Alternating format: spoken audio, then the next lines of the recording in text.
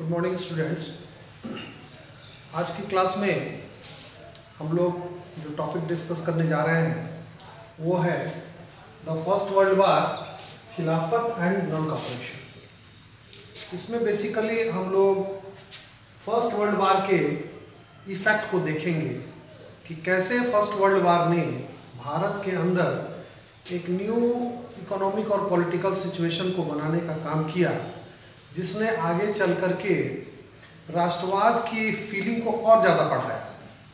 तो first world war के कारण क्या कुछ हुआ उसको हम लोग डिस्कस करेंगे। तो यहाँ से शुरू करते हैं। देखिए, आफ्टर 1919 नेशनल मूवमेंट स्प्रेडेड। 1919 के बाद क्या होता है, अंग्रेजों के खिलाफ जो लड़ाई थी वो बहुत शुरू से 1857 से ही चल रही थी, लेकिन 1919 के पहले उसका तरीका जो था वो डिफरेंट था। 1919 के बाद क्या चेंजेस आया, ये जो नेशनल मूवमेंट था वो स्प्रेड हुआ to new areas incorporating new social groups and developing new mode of struggle. मतलब 1919 के बाद ये जो फ्रीडम स्ट्रगल था, नेशनल मूवमेंट था, वो स्प्रेड हुआ और उसमें डिफरेंट सेक्शन ऑफ सोसाइटी उसमें शामिल होता है और लड़ाई के तरीके में भी बदलाव आया था। ये सब चीज़ें 1919 के बाद हुई। लेकिन इसमें हमको सबसे पहले समझना होगा वर्ल्ड वार के रोल को क्या है। कहता है the first world war created a new economic and political situation. First world war के पीरियड में क्या हुआ था, huge increase in defence expenditure. Britain ने भारत को फर्स्ट वर्ल्ड वार में शामिल किया था और जो कुछ भी वर्ल्ड वार का खर्चा था, लड़ाई का जो भी खर्चा था, उसका डिफेंस का जो एक्सपेंडिचर था उसमें उसने बहुत ज़्यादा बढ़ोतरी की, बहुत ज़्यादा उसको बढ़ाया। और उसको कैसे पूरा किया, custom duty raised, income tax introduced.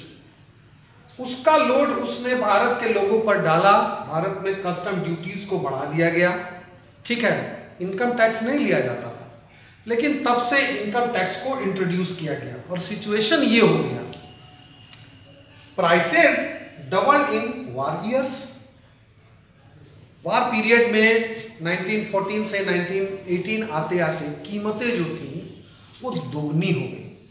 तो एक बड़ी आर्थिक चोट जो है वो भारत के लोगों के ऊपर पड़ी।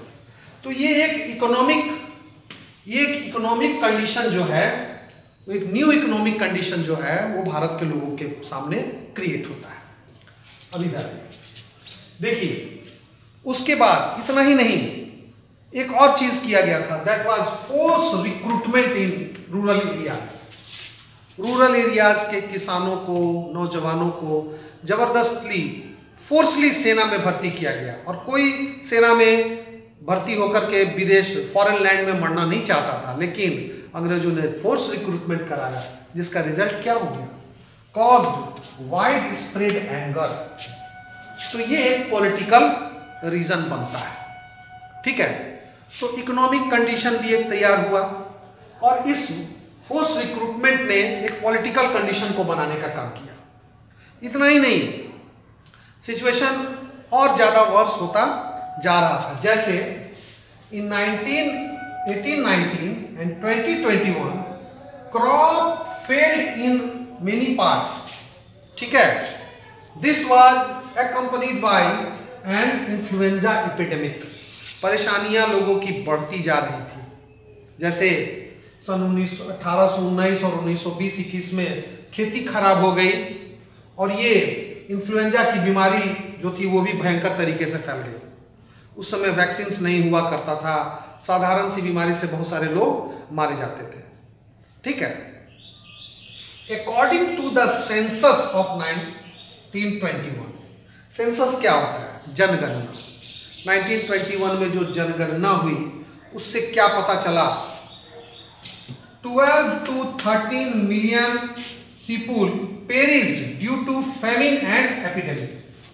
ये पता चलता है कि 12 से 13 मिलियन लोग जो हैं वो या तो फेमिन के या एपिडेमिक के शिकार हो चुके हैं।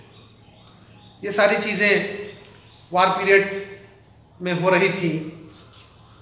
पीपुल होप, लोगों को लेकिन एक उम्मीद थी that there hardship would over after the war. लोगों को एक उम्मीद थी कि ये जो कुछ भी इनका हार्डशिप है, जो कुछ भी परेशानियां हैं, ये वार ख़त्म होने के बाद वो सारी परेशानियां दूर हो जाएंगी। ब्रिटिश गवर्नमेंट जो है उनके कंडीशंस को सुधारने का काम करेगा। ये इसी भरोसे वो जी रहे थे, लेकिन ऐसा कुछ नहीं हुआ। दैट डिड नॉट हैपन, ऐसा कुछ नहीं हुआ। तो फिर क्या होता है? At this stage a new leader appeared. इसी स्टेज में इंडियन पॉलिटिक्स में एक नए लीडर का अपीयरेंस होता है, that was Mahatma Gandhi, and suggested a new mood off struggle. और महात्मा गांधी इसी पीरियड में इंडियन एक्टिव पॉलिटिक्स में आते हैं और लड़ने के एक नए तरीके को वो बताते हैं।